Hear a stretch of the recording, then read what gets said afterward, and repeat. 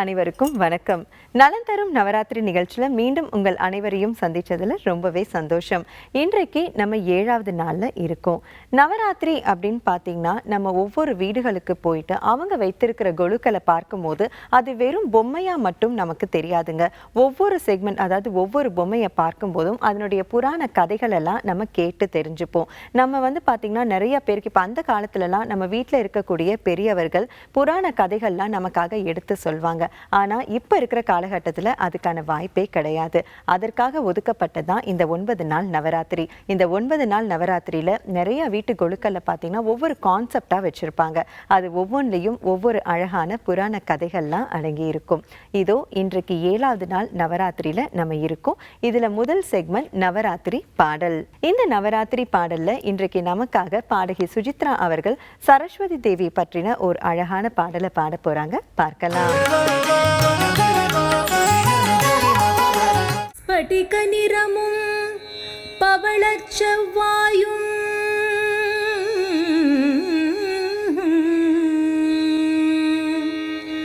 ஸ்படிக நிறமும் பவளச் செவ்வாயும் கடிகமழ் பூந்தாமரை போல் கையும் கடிகமழ் பூந்தாமரை போல் கையும்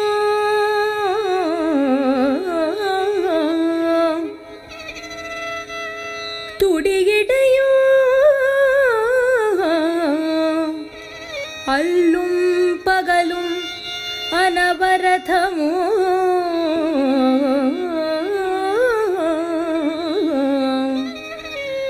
அல்லும் பகலும் அனவரதமும் துதித்தால் கல்லும் சொல்லாதோ கவியே கல்லும் சொல்லாதோ கல்லும் சொல்லாதோ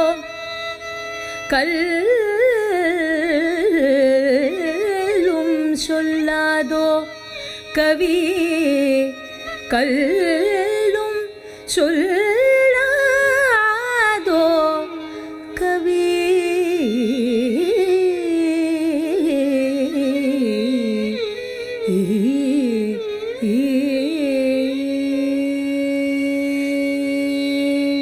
தேமஜ திவ்யமதி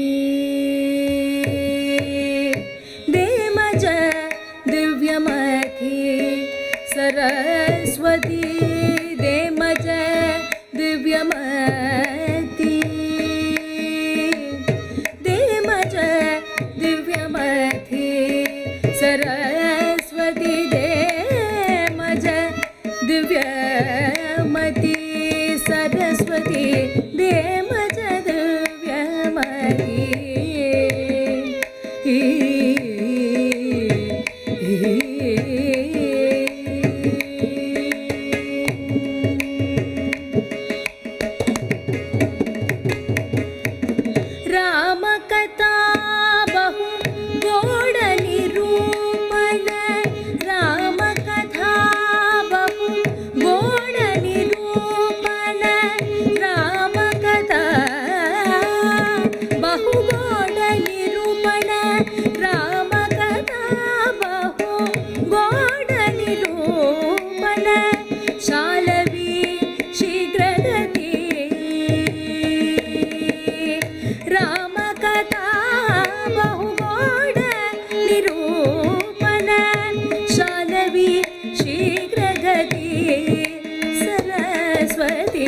सरस्वती सरस्वती देमज दिव्यमती सरस्वती देमज दिव्यमती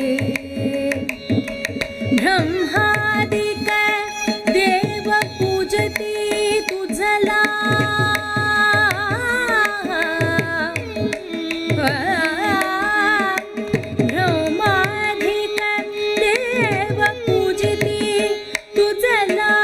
प्रार्थना ही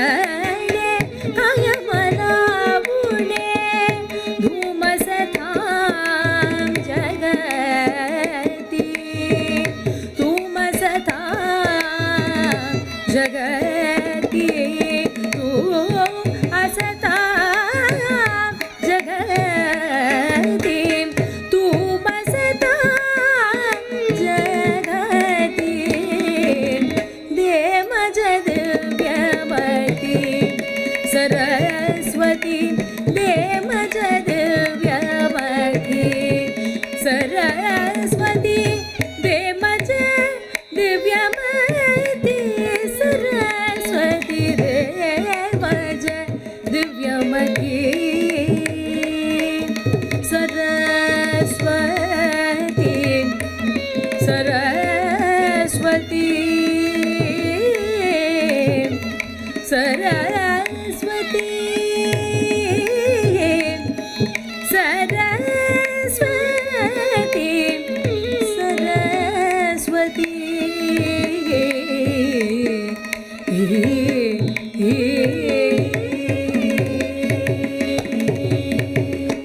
இப்போ அடுத்ததா நம்ம பார்க்க போற பகுதி நவராத்திரியின் மகிமை. இந்த பகுதியில நம்ம கேட்டு தெரிஞ்சுக்க போற விஷயம் ஆதிசங்கரர். ஆதிசங்கரர் பத்தின பெருமையான விஷயங்களும் அவர் நமக்கு அருளிய ஸ்தோத்திரங்களை பற்றியும் நமக்காக பாடகி சுஜித்ரா அவர்கள் ரொம்பவே அழகா விளக்க போறாங்க. பார்க்கலாம். நீங்க அபிராமி பட்டரை பத்தி சொன்னீங்க. ஆதிசங்கரரை பத்தி கொஞ்சம் சொல்ல முடியுமா? அவர் எழுதின அந்த சௌந்தரிய லகரி சோஸ்திரம். கரெக்ட். அபிராமப்பட்டர் எந்த அளவுக்கு அம்பாள்கிட்ட அனுகிரகம் பெற்றாரோ அதே அளவுக்கு அவருடைய அனுகிரகத்தை பரிபூர்ணமாக பெற்றவர் ஆதிசங்கரர். ஏன்னா ஆதிசங்கரருடைய அவதாரமே எப்படி அப்படின்னு பார்த்தா சிவனுடைய அவதாரமும் கூட, சக்தியின் அவதாரமாகவும் இருக்கார். சிவசக்தி ஐக்கிய அவதாரமாகவும் ஆதிசங்கரரை பார்க்க முடியும். ஏன்னா 2 பேருடைய குணாதிசயங்களும் அவர்கிட்ட நிறையா உண்டு. இப்போ என்ன, அது ஆதிசங்கரர் ஒரு சமயம் கைலாசத்துக்கு செல்கின்றார் சிவபெருமான தரிசனம் பண்ணணும்னு. இப்போது சிவபெருமானும் ஆதிசங்கரரும் ஒன்று தான், சக்தியும் ஆதிசங்கரரும் ஒன்று தான். இப்போ 3 பேர் நிற்கும் பொழுது 3 பேரும் ஒன்றாக தெரிகின்றது. அப்போ அவர்களுடைய ரூபத்தை அவரவர் பார்க்கும் பொழுது அதில் ஒரு ஆனந்தம். இப்போ நம்ம கண்ணாடியை பார்த்தா நமக்கு எப்படி இருக்கும்?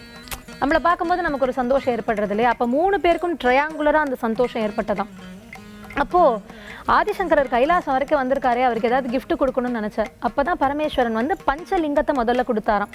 5 லிங்கங்கள் இன்னைக்கு நம்ம சந்திரமௌலீஸ்வரர் பூஜைன்னு எல்லா இடத்துலையும் பண்ணுறா. காஞ்சிபுரம், ஸ்ருங்கேரி, இந்த கோவிலெல்லாம் ஸ்ருங்கேரி ஆச்சாரியா பண்ணி பார்க்கலாம், காஞ்சி நம்ம அங்கே இருக்கக்கூடிய பெரியவா பண்ணி பார்க்கலாம். அந்த சந்திரமௌலீஸ்வரர் அந்த ஸ்பட்டிக லிங்கமானது சிவபெருமானே ஆதிசங்கரர்கிட்ட கொடுத்தது அப்படின்னு சொல்கிறான். 5 லிங்கங்கள் அப்படி கொடுத்து அனுப்புகிறார்.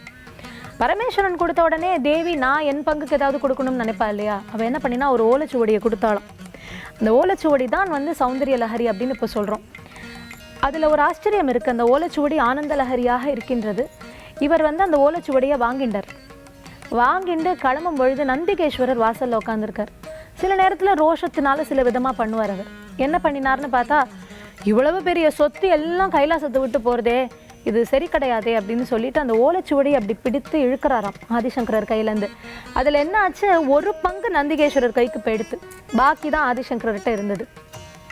அப்படி ஆதிசங்கரர்கிட்ட முற்பகுதி மட்டும் இருக்குது, பிற்பகுதி அவர்கிட்ட போயாச்சு. இப்போ என்ன பண்ணுறதுன்னு தெரியல, இப்படி அம்பாள் கொடுத்ததை தொலைச்சிட்டோமேன்னு வேதனைப்பட்டாராம். அப்போ அம்பாள் அசரீரி வாக்கு கொடுக்குறா, இந்த மாதிரி இதெல்லாமே என்னோட லீலை தான், ஏன்னா சௌந்தர லஹரின்னு இருக்குது, ஆனால் உன் வாக்குலேருந்து வரணும்னு நான் ஆசைப்படுறேன், சில ஸ்லோகங்கள் உன்னுடைய வாக்குலேருந்து வரணும்னு எனக்கு ஆசை அப்படின்னு சொன்ன உடனே முதல் பாகத்துக்கு ஆனந்த லஹரின்னு பேர். அடுத்த பாகம் இருக்கு இல்லையா, அதை ஆதிசங்கரர் கம்ப்ளீட் பண்ணுறார். அதனால மொத்தமாக நம்ம சௌந்தரிய லஹரி அப்படின்ட்டு அதை பிரார்த்தனை பண்ணுறோம். அவ்வளோ விசேஷம் இந்த நவராத்திரி டைமில் சௌந்தரிய லஹரி பாராயணம் ரொம்பவே விசேஷம். அதே ஆதிசங்கர் தானே ஒரு வாட்டி சின்ன குழந்தையா மகாலட்சுமி பற்றி ஒரு ஸ்தோத்திரம் எழுதினார். அது என்ன ஸ்தோத்திரம்? ரொம்ப கரெக்டு. ஆதிசங்கரர் பாலசங்கராக வரார். இன்ஃபேக்ட் அவர் முதல்ல எழுதின ஸ்தோத்திரம் கூட அதுதான். ஏன்னா குழந்தையா வந்தார், பிக்ஷைக்காக வரார், பவதி பிக்ஷாம் தேகின்னு பிக்ஷை கேட்டுட்டு வரார் பால ஆதிசங்கரர். அப்படி வரும்போது ஒரு ஏழையோட கிரகத்தின் வாசலில் நிற்கிறாராம். அந்த ஏழையோட கிரகத்தில் ஒரு அம்மா இருக்கா. என்னடா வெள்ளை குரல் கேட்குறதே அப்படின்னு பார்த்தா, நல்ல கொழுன்னு அழகாக இருக்கக்கூடிய ஆதிசங்கரர் வாசலில் கையில் பிக்ஷை பாத்திரத்தோட.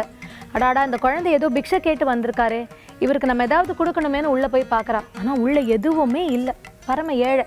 அயாச்சக பிராமணர்கள் என்று சொல்கின்றார்கள். அயாச்சக அந்தணர்கள், அதாவது யாச்சகம் என்று கேட்க மாட்டார்கள் அவர்கள். அப்போ அந்த மாதிரி ஒருத்தரோட வீடு. அப்போது அவள்கிட்ட எதுவுமே கொடுக்கறதுக்கு இல்லை, வீடை தேடி தேடி பார்த்தா ஒரே ஒரு நெல்லிக்காய் ஒன்று இருந்துதான். ஓரமாக எங்கேயோ ஒரு ஜன்னலுக்கு கிட்ட எங்கேயோ வச்சிருக்காரு ஒரு நெல்லிக்காயை. ஆஹா, இதுவாது இருக்கே குழந்தைக்கு கொடுக்கறதுக்கு. அது ஏகாதசி, அடுத்த நாள் துவாதசி பாரணைக்காக வச்சிருக்கார் இந்த நெல்லிக்காயை. சரி, இதை கொடுத்துருவோம் அப்படின்ட்டு நெல்லிக்காயை எடுத்தா அங்கேயும் ஒரு சோதனை. என்ன சோதனைன்னு பார்த்தா, ஒரு பக்கம் அந்த நெல்லிக்காய் நன்றாக இருக்கு, மற்றொரு பக்கம் பார்த்தா அது அழுகி போயிருக்கு. இப்போ பிக்ஷை நம்ம கொடுக்குறோம் அப்படின்னா அழுகாத பொருட்களை கொடுக்கணும், கெட்டு போகாத பொருட்களை கொடுக்கணும், நன்றாக இருக்கிற பொருட்களை தான் கொடுக்கணும். நம்ம சம்டைம்ஸ் என்ன பண்ணுறோம், நமக்கு எது வேண்டாமோ அதை மற்றவங்களுக்கு கொடுக்குறோம். அது தானம் கிடையாது. நமக்கு பிடித்ததே அடுத்தவர்களுக்கு கொடுக்குறோம் இல்லையா, அதுதான் உண்மையான தானம். அப்போது இவளுக்கு ஒரு பக்கம் என்ன இருக்குது, ஒரு பக்கம் நெல்லிக்காய் நன்றாக இருக்குது, அந்த குழந்தைக்கு இதையாவது போடலாமே, வெறும் கையோடு அந்த குழந்தைய அனுப்ப வேண்டாமேன்னு ஒரு பக்கம். ஆனால் இன்னொரு பக்கம் இந்த மாதிரி அழுகின நெல்லிக்காயை போட்டால் அது தர்மம் கிடையாதுன்னு இன்னொரு பக்கம் வருத்தம். என்ன பண்ணுறதுன்னு தெரியல. கடைசியில் என்ன பண்ணாலும் அந்த நெல்லிக்காயை எடுத்துன்னு வந்து சொல்கிறா, அப்பா இதுதான் என்கிட்ட இருக்குது, இதை நீ ஏற்றுக்கோன்னு சொல்ல, ஆதிசங்கரர் வந்து அப்போ நினச்சிண்டாராம், நிறைய பேர்கிட்ட பணம் இருக்குது ஆனால் கொடுக்க மனம் இல்லை, ஆனால் இங்கே கொடுக்க மனம் இருக்குது ஆனால் கொடுக்கறதுக்கு பொருள் இல்லையே அப்படின்னு ரொம்ப வேதனைப்பட்டாராம். அப்போது அந்த அம்மாக்காக மகாலட்சுமிகிட்டே வந்து பிரார்த்தனை பண்ணுறார். அப்படி வந்தது தான் நீ சொன்னது. அதுக்கு பேர் கனகதாரா ஸ்தோத்திரம்னு பேர். என்ன பண்ணுறார், அங்கம் ஹரேஹே புலக்க பூஷணம் ஆசிரயந்தி பிருங்காங்க நேவ முகுலாபரணம் தமாலம் அங்கீகிருதாக்கில விபூதிர பாங்கலீல மாங்கல்ய தாஸ்து மம மங்கள தேவதாயாக அப்படின்னு அந்த கனகதாரா ஸ்தோத்திரத்தை அப்போ தான் இயற்றினார். இயற்றி கிட்டத்தட்ட மகாலட்சுமியோட யுத்தமே பண்ணுறார், வாக்குவாதமே பண்ணுறாராம். யுத்தம்னு சொல்கிறத விட வாக்குவாதம்னு சொல்லலாம். அப்போது இந்த மாதிரி அவளுடைய பூர்வ ஜன்ம கர்மத்தினால தான் இதெல்லாம் நடக்கிறதுங்கிறா. இவர் சொல்கிறார், அவளுடைய கர்மத்தை நீ மாற்றலாமே, இப்போ அவள் நல்லவள் பண்ணுறா இல்லையா, நல்லது பண்ணுறாளே, இப்போ அவளுடைய எண்ணத்துக்கு நீ நல்லது பண்ணலாமேன்னு கடைசியில் மகாலட்சுமி பக்தன் என்ன சொல்கிறாரோ அதை தானே பண்ணுவா. அதனால ஆதிசங்கரருக்கு இணங்க அது அவளுக்கு அனுகிரகம் பண்ணினா. அது என்ன பண்ணித்து அப்படின்னு பார்த்தா, ஒரு நெல்லிக்காய் தானே இவ கொடுத்தா, தங்க நெல்லிக்காய் படபடன்னு மழையாக பெஞ்சதாங்க, கூரையை பிச்சுண்டு வந்ததான். அப்படி அதுதான் நீ சொல்றது கனகதாரா ஸ்தோத்திரம் அப்படின்னு பேரு. சரி நேர்களே, இப்போ அடுத்ததா ஃபைனல் செக்மெண்ட் கோலாகல கொலு. இந்த கோலாகல கொலு பகுதியில் நேயர் வீட்டு கொலுவை பார்க்க போறோம். இந்த நேயருடைய வீட்டில் எவ்வளவு பிரம்மாண்டமா அழகா கொலு வச்சிருக்காங்கன்னு நீங்களே பாருங்களேன்.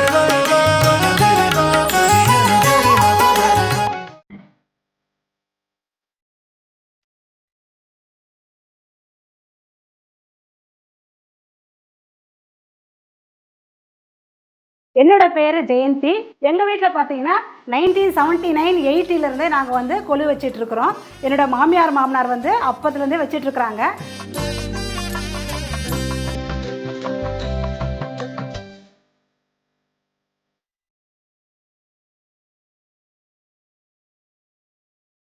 கல்யாணம் ஆகி எனக்கு 25 இயர்ஸ் ஆகுது.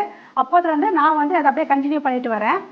இந்த 40 வருஷத்தில் பார்த்தீங்கன்னா எங்ககிட்ட இருக்கிற எல்லா பொம்மைங்களையும் வந்து 35 இயர்ஸ்க்கு மேலே வாங்கின பொம்மைங்க தான், ரொம்ப பழமையான பொம்மைகள் தான் நாங்கள் எல்லாமே வச்சுட்டு இருக்கிறோம்.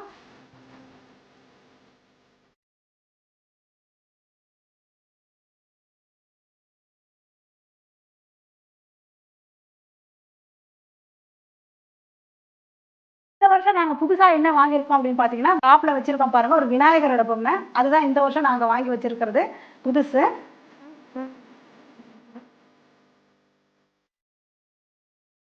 நவராத்திரிக்கு பார்த்தீங்கன்னா நம்ம முதல் 3 நாட்கள் வந்து துர்கைக்கு பூஜை பண்ணுவோம். அடுத்த 3 நாட்கள் வந்து மகாலட்சுமிக்கு பூஜை பண்ணணும். அதுக்கு அடுத்த 3 நாட்கள் வந்து நம்ம சரஸ்வதிக்கு பூஜை பண்ணணும். இதுதான் வந்து பூஜை பண்ணுறதுடைய ஐதீகமே. அதுதான் தினமுமே வந்து ஒரு நைவேத்தியமாக ஒரு சுண்டலும் நம்ம வந்து ஒரு பாயசம் அந்த மாதிரி வந்து நைவேத்தியமாக வச்சு வழிபடுறது தான் வந்து நம்மளுடைய ஐதீகம்.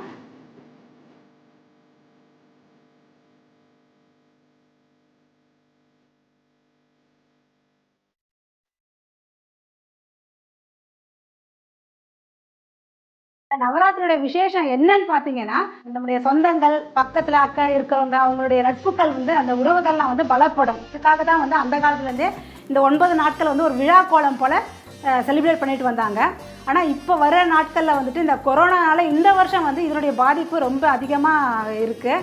என்னன்னு பார்த்தீங்கன்னா, தொடர்ந்து வைக்கிறவங்க கூட இந்த வருஷம் அந்த அளவுக்கு ஒரு கிராண்டாக செலிப்ரேட் பண்ணலை.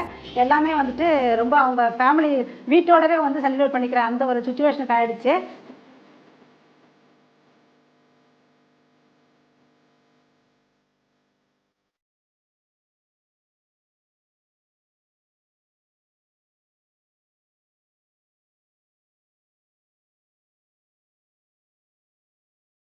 நவராத்திரி படி பார்த்தீங்கன்னா எப்படி செட் பண்ணுறது அப்படின்னா, ஃபஸ்ட்டு முதல் படி வந்துட்டு ஓரறிவு உள்ள உயிரினங்கள், இந்த புல் பூண்டு செடி அந்த மாதிரி வைப்பாங்க. அது மாதிரி ஈரறிவு, அது மாதிரி மூன்றறிவு, அப்படிதான் அந்த ஆர்டரில் தான் வைக்கணும். 4ஆம் அறிவு, 5ஆம் அறிவு என்பது பறவைகள் விலங்குகள் அது போல் வரும். 6ஆம் அறிவு மனிதர்கள், 7 வரும்போது மனித தெய்வங்கள் இருக்கா அதை வந்து 7வது படியில் வைப்போம். 8ல் வந்து தெய்வங்கள் அந்த மாதிரி வைக்கிறது. கடைசி படி வந்து நம்ம படைப்பு தொழில் கொண்டுள்ள பிரம்மா விஷ்ணு அந்த மாதிரி 9வது படியில் அதை தான் வந்து வைப்போம். இதுதான் வந்து வைக்கிறதுடைய ஆர்டரே இதுதான். இந்த 9 நாட்கள் முடிஞ்ச உடனே கடைசி நாள் தான் நம்ம வந்து சரஸ்வதி பூஜையை இதை வந்து நம்ம செலிப்ரேட் பண்ணுறோம். அதுக்கு அடுத்த நாள் பார்த்தீங்கன்னா விஜயதசமி. மோஸ்ட்லி பார்த்தீங்கன்னா விஜயதசமி அப்போ தான் வந்து இந்த படிக்கிற குழந்தைங்களுக்குலாம் வந்து எழுத படிக்கிறதுக்குலாம் அன்றைக்கி தான் ஆரம்பிப்பாங்க. ஏன்னா அந்த நாளில் ஆரம்பிக்கும் போது தான் அந்த குழந்தைங்க ரொம்பவே நல்லா படிப்பாங்க அப்படின்னு சொல்லிட்டு அன்றைக்கி வந்து இந்த சின்ன குழந்தைங்களை வந்து அரிசியில் மணலில் இந்த மாதிரிலாம் எழுத வச்சு பண்ணுவாங்க. அது ரொம்பவே விசேஷம். அன்றைக்கி தான் வந்து இந்த கலசத்தில் இருக்க தேங்காயை உடைச்சிட்டு பொம்மையை வந்து படுக்க வச்சு அன்றைக்கி தான் நம்ம அந்த குழுவை வந்து நிவர்த்தி பண்ணணும்.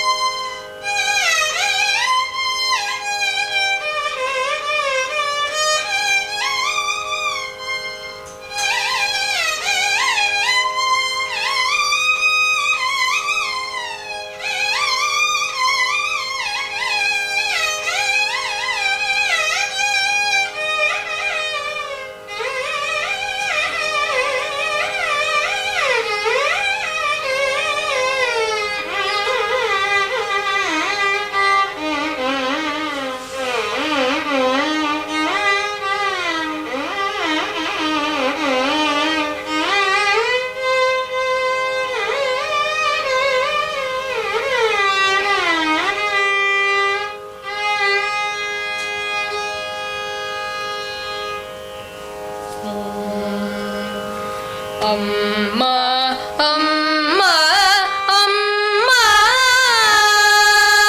அம்மா அம்மா அம்மா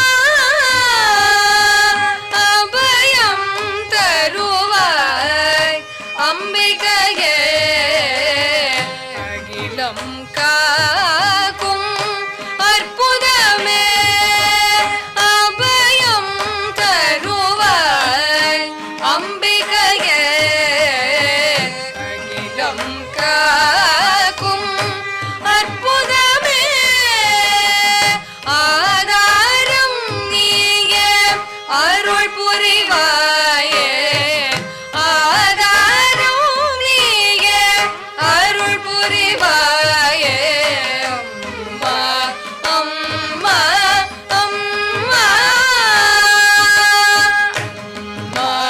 அம்மா அம்மா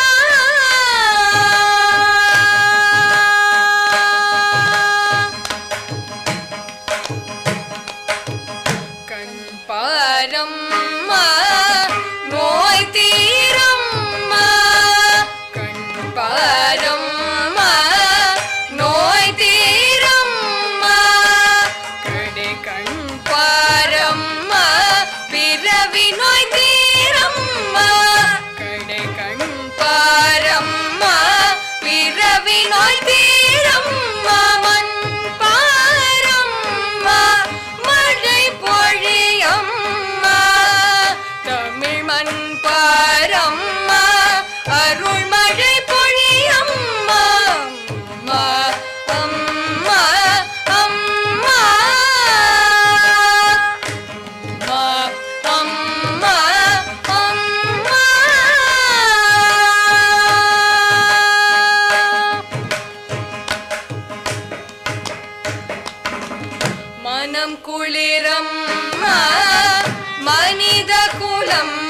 தழைக்க மனம் குளிரம்மா மனித குலம் பிழைக்க மனம் குளிரம்மா மனித குலம் தழைக்க மனம் குளிரம்மா மனித குலம் தழைக்க கண் பாரம்மா நோய் தீரம்மா மண் பாரம்மா மனம் குளிரம்மா அம்மா அம்மா அம்மா அம்மா அபயம் தருவாய் அம்பிகையே அகிலம் காக்கும் அற்புதமே அம்மா அம்மா அம்மா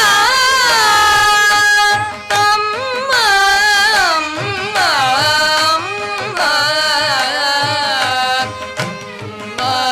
அம்மா அம்மா